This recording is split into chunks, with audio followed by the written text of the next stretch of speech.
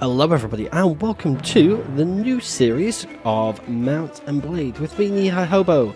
Now just before we get started, a little bit about this game.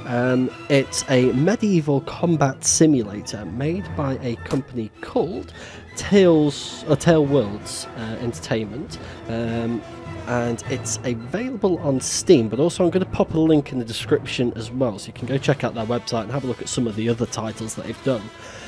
This game is one of the 4 titles that they've got out currently, all under the Mount and Blade series. So there's Mount and Blade, this one, which is just the basic vanilla game. The other 3 are treated more like mods, but are separate releases. So you have Warband, with Fire and Sword, and then most recently you probably recognise War of the Roses. We're going to be playing through at least Warband and with Fire and Sword. I would like to get to War of the Roses, but I haven't bought it yet. It is on my to-buy list. I also hear there's plans for a Mount and Blade 2 War Banner, which again will be another standalone game. I don't know whether or not they're changing the engine for that. That I've not really read a lot of details, so I wouldn't like to speculate. However, let's crack on with it. We're going to start a new game, and we are going to be male. You were born years ago in a land far away. Your father was... By the way, this isn't the game, this is just setting up the character. We will get to gameplay in this episode, don't you worry. I think we could either have an impoverished noble, a travelling merchant, a veteran warrior, a hunter, a steep nomad, or a thief. I think we're going to be a hunter. I don't think this makes a massive amount of difference. I think it just alters your base stats ever so slightly, but not anything which is in the long run going to make any much as a way of a difference. It certainly doesn't have anything to do with how you interact with people, as far as I know. You were the son of a family man living off the woods, doing whatever they needed to make ends meet. Hunting, woodcutting, making arrows, even a spot of poaching whenever things got tight. Winter was never a good time for your family, as the cold took the animals and people alike. But you always lived to see another dawn. But of course we did, because that's how we got here. Though your brothers and sisters might not be so fortunate. You start to learn about the world almost as soon as you can walk and talk. You spend your early life as a page at a nobleman's court, a craftsman's apprentice, a shop assistant, a street urchin. I was wondering whether or not to make a joke about urine chin, but I thought, well, that's not funny. Or a steep child. So I think we're going to go with a craftsman's apprentice for that. As a boy growing out of childhood, you apprenticed with a local craftsman to learn a trade, apparently making arrows. After years of hard work and study, under your new master, he promoted you to journeyman and employed you as a fully paid craftsman for as long as you wished to stay. Then, as a young adult, life changed as it always does. We became a squire, a troubadour. I'm not exactly sure what a troubadour is, or if I've pronounced that correctly. A university student, a goods peddler, a smith, a game poacher. I think we will become we'll become a scholar. Though the direction felt sudden to you, somewhere along the way, you had become a man, and with the whole world seemed to the whole world seemed to change around you. You found yourself as a student in the university of one of the great cities, where you studied theology, physiology, and medicine. But not all your lessons were learned in the lecture halls. You may or may not have joined in with your fellows as they roamed the alleys in search of wine, women, and a good fight. However, you certainly were able to observe how a broken jaw is set, or how an angry townsman can be persuaded to set down his club and accept cash compensation for the destruction of his shop. But soon everything changed again, and you decide to strike out on your own. As an adventurer, what made us take this decision? Personal revenge, loss of a loved one, wanderlust, being forced out of your home, or lust for money and power? Well, I think it's lust for money and power. Only you know exactly what caused you to give up your old life and become an adventurer. To everyone else, it's clear that you're now motivated solely for personal gain. You want to be rich, powerful, respected, feared. You want to be the one whom others hunger to obey. Oh, hurry to obey, sorry. You want people to know your name and tremble whenever it's spoken. You want everything, and you won't let anyone stop you from having it. Become an adventurer and ride to Calradia.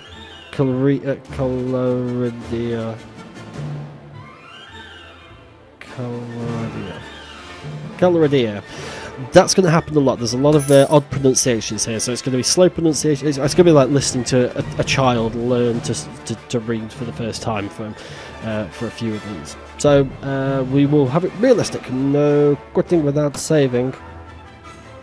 You enter your name, so it's just tutorial stuff. So we are going to be called... and I hope I've spelt that right, Lord Forlorn. Why have I made him sound like a florist? Well, if you look up the meaning of the word forlorn, it actually means homeless, and therefore we are staying with our normal either knee-high or hobo-based descriptions, names, and it sounds quite nice as Lord Forlorn. It makes him sound a little bit more noble than he would normally be.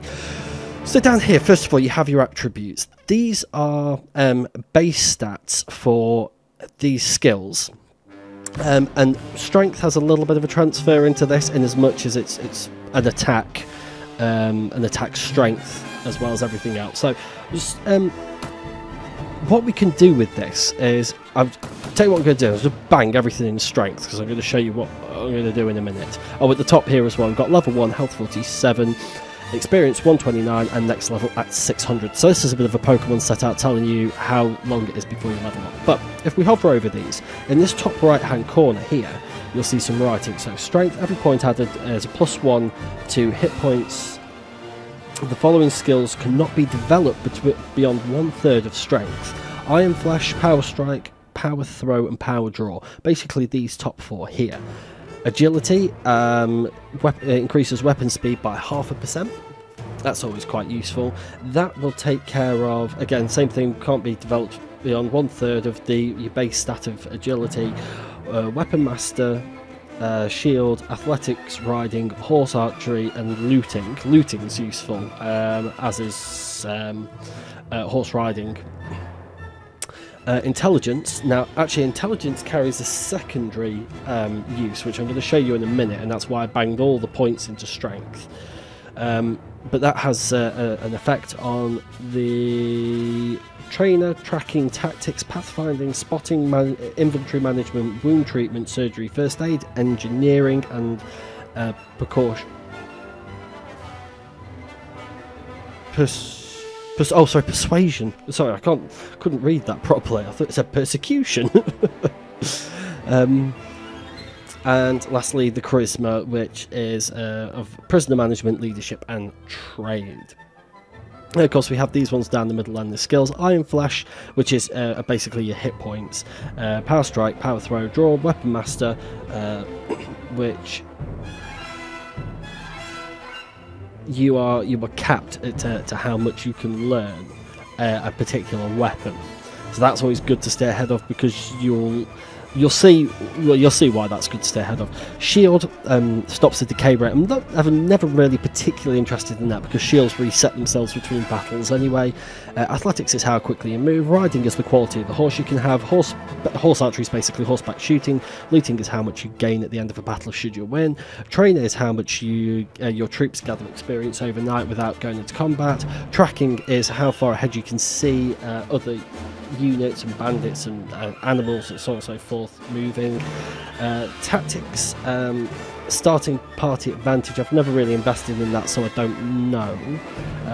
Pathfinding is how quickly we move around the map, so if we can outrun things. Spotting is increases the distance of fog of war. Inventory management allows us to carry more stuff, that's useful. Wound treatment stops speeds up how quickly your party regains its health when you rest. Surgery is the likelihood that a party member is going to be killed or knocked unconscious. First aid. Ouch, I just bit my tongue, I've got a blister on it. The heroes, which are special characters in well, obviously the special characters, regain 5% of their hit points when a battle is finished. Engineer is to build siege equipments. Persuasion is obviously talking to people. Prisoner management is when you're obviously taking prisoners, how many you can take. Leadership is to keep people's morale up, and trade affects how much you get for goods. Then this one here, the only two we're going to be particularly interested is one-handed weapons and pole arms, but we're going to sink all of our points into archery and crossbow. Now, you can actually reset. I've already put all my points into strength, but I don't actually want that, so I'm going to reset the changes. That's one thing you can do. As I said, intelligence has a special ability in that, as you see, we've got 8 skill points at the moment. If I drop all those into intelligence, we now get 12. So actually what it does is it almost refunds you. You spend a point here and it refunds it over here. But of course, like I say, you can't just go banging all your points into intelligence, because you need to keep base multipliers up in order to get the rest of them. So again, we'll reset that one. So what I want to do is I want to put 2 into strength. I want to put 1 into intelligence, 1 into agility, and that'll do for that. And then Iron Flesh, always important, always so important. Weapon Master, we'll leave that for the moment. Looting, we're going to have, because that's going to affect something, some missions as well. And we're going to have the surgery up 1. We're going to have inventory management up by 2. Not particularly interested in. We're going to take 1 in prisoner management. And let's have power strike for the last point. Now we're going to split our points between archery and crossbow. In fact, let's drag this one up firstly. The reason being, number one, we start with the crossbow, but we are going to be selling that pretty much as soon as we can. But these are 2 things that we're not going to use in the field. What? So why are you putting points in them then, you fool? Because we're not going to be using them in the field, so we're not going to be naturally become more experienced with them. But we are going to be forced to use them if we go to something like what's it called? An arena. So when we do eventually get round to using it, we're going to need these stats to be up so that we don't get pulled behind. And these ones we're going to use in battle, so they'll naturally go up anyway. Anyway, with that, and I hope I spelled Forlorn right, because I already did this, and I actually named my character Forsworn instead of Forlorn, and did 2 episodes and I realised, oh damn it. So this is what our fella looks like now. That looks like Sips from the Yogscast. I don't know who that looks like, but it's worrying. I like the beard.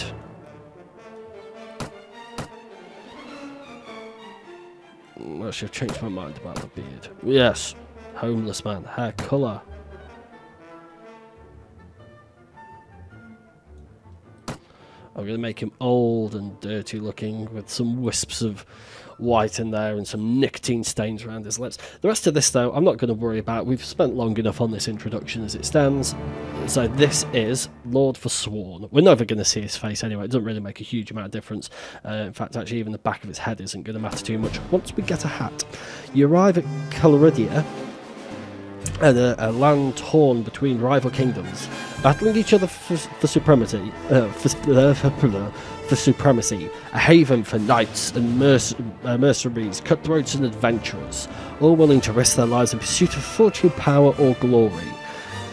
In this land, which holds great dangers and even great opportunities, you will leave your past behind and start your new life. Now, on a rise above the distant trading fields, you feel that you can hold the key for your destiny in your hands.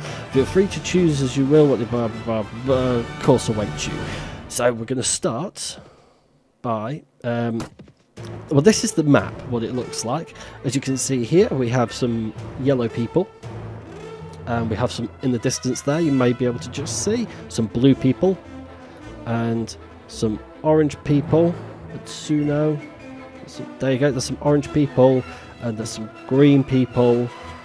And very, very far away somewhere is some purple people, I think. Or some white people, I forget which one, but there's another one, and these are all the different clans, and we're going to have to pick one and side with them, and that's how our adventure is basically going to begin. You move around by left clicking on the map, and then you travel there, and then looters come out of nowhere and kick your ass, but we're going to go straight to the training field and go and get some experience and start leveling up before we jump into a battle. We'll speak with the trainer. This is a tutorial ground, so it's WASD or whatever it is, WASD controls for what's his face for moving around, and it's got this sort of, if you hold the left mouse button and sweep, then it throws punches like that sort of thing.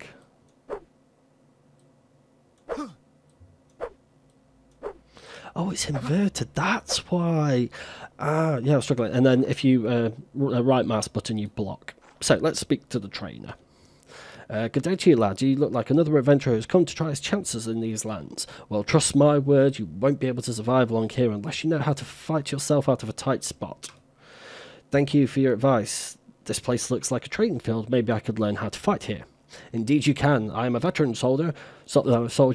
Fought a good deal in the wars in my time. It's very junk. Like if you get that reference. But these days I train young novices in this area. I can find you some opponents to practice with if you like, or if you have any questions about the theory of combat, feel free to ask. We don't have any questions. We're going to go on and start kicking people's asses. Good, it's time to find someone eager for practice. Let's see what you will do. I train novices in 4 stages, each tougher than the last one. To finish the stage and advance to the next one, you have to win 3 fights in a row. Piece of piss.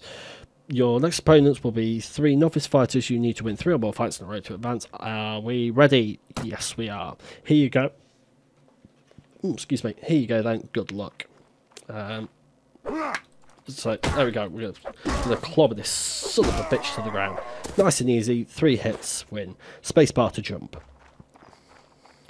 Now, he's going to say this a lot, so we're going to jump. We're going to read it this time and then jump through it. I like my toupee, by the way. That was a good fight. Your next opponent will be a novice fighter. You need to win 2 more fights in a row to advance to the next stage. Are you ready? Yes, I am. Here you go, then. Good luck.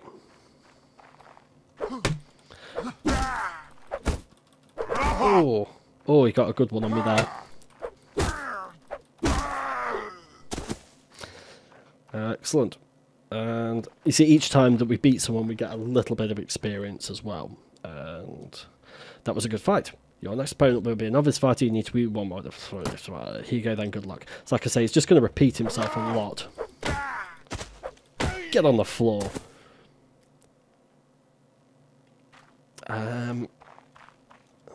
That was a good fight. Way to go, my lad. With this victory, you have advanced to the next training level. From now on, your opponents will be regular fighters, not the riffraff of the street. So, be on your toes. Your next opponent will be a regular fighter. You need to win 3 more fights in a row. Are you ready to advance? Yes. I got my block up. I was blocking again, you bastard. And so there we go, that was a good fight, 2 opponents, and so on and so forth. So some of you may have been watching things like the Chivalry game, which other YouTubers have been playing, and think it looks like a low graphic version of that. Well, you wouldn't be far off. This just came so much sooner. This is what set the standard for this type of game. It is worth getting. Certainly a lot of fun to play. I have played it so many hours worth of it.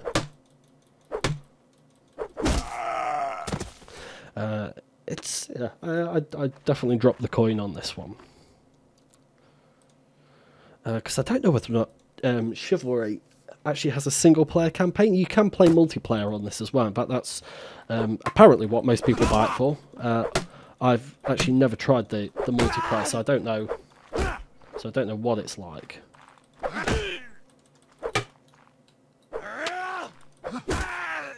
But yeah, people assure me that it's the bee's knees.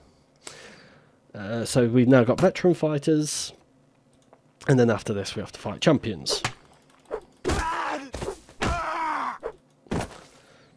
So I don't know, I'm not ever really sure about how you get the speed bonuses, whether or not you actually have to be charging at people and hitting them whilst you're moving. I didn't think I was there.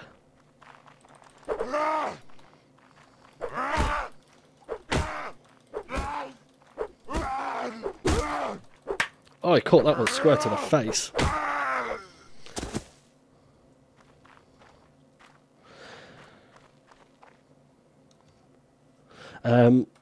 So yeah, there's also two types of, well, there's three types of melee weapon in this. There's the sword, which is just generally good for hacking and slashing and sort of smacking through people.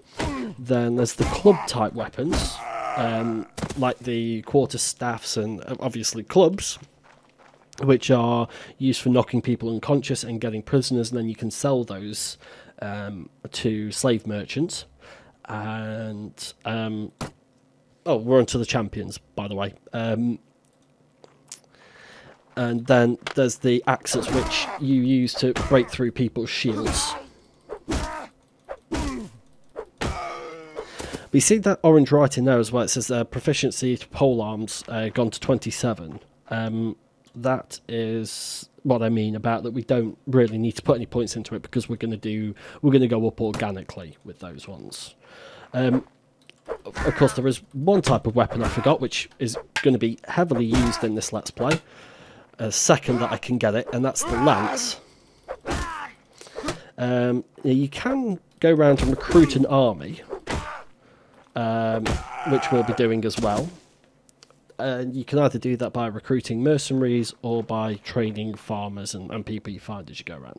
So here we go, we've finished now. That was a good fight. It does my heart good to see such a promising talent. You have passed all the tiers of training. You can now tell everyone that you have been trained at the master of the training field. Thank you, master. I wish you good luck in tournaments, and don't forget, if you want to practice your sword work anytime, just come and say the word. So we're going to tab out of here, and we're going to leave. Now, this is actually surrounded by stakes, so that looks like that's under siege, and we are but one person. Nobody should really bother us, so we could go there, but what I'm going to do is end the episode, and then we're going to head off to Thea in the next episode. So I'd like to thank you very much for joining me. My name is Knee-High Hobo, and don't forget to rate, comment and subscribe if you've enjoyed, and I will see you next time. Goodbye.